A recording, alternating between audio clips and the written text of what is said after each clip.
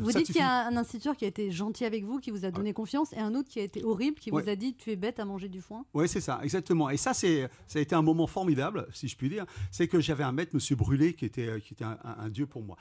Et ce gars, je faisais des fautes d'orthographe à foison. Bon, il arrivait à me dire « c'est pas grave, bon, on voit pas tes histoires en rédaction, dommage, elles sont cachées par les fautes d'orthographe. » Mais bon, ce type avait un rapport très humain avec ça. C'est-à-dire, il n'associait pas la bêtise et les fautes d'orthographe. Et un jour, j'ai eu un remplaçant parce que M. Brûlé a dû être malade. Et j'ai vu que M. Brûlé, c'était un être exceptionnel. Parce que j'ai vu un gars qui m'a tout simplement attrapé avec mes 26 fautes 3/4, une espèce de score moyen que j'avais en dictée. Quoi. Parce sur 5 lignes quand même. Oui, mais la dictée, c'est un truc complètement dingue. Vous faites 5 fautes, vous avez 0. Ouais. Vous en faites 27, vous avez 0. Mais c'est la logique de l'enseignement.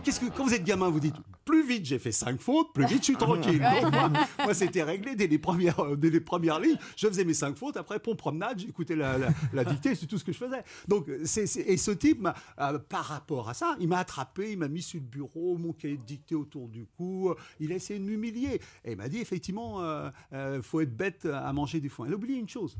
C'est que ma mère était dysorthographique. Ah, ma mère, c'était dingue. Hein. Moi, je raconte, et c'est vrai, que chez nous, on tombait pas malade parce que ma mère, elle savait pas écrire les maladies, et quand on devait donner le mot d'excuse, le gars, il savait pas ce qu'on avait. Donc, c'est vrai, elle m'a sauvé, et pareil pour faire les courses. Et ce gars, donc, il me plante là-dessus, et il avait oublié, donc ma mère était dysorthographique. Donc, ce gars était en train de dire que ma mère était bête. À 10 ans, vous dites ça à un gosse, il y a deux choses. Il veut vous tuer.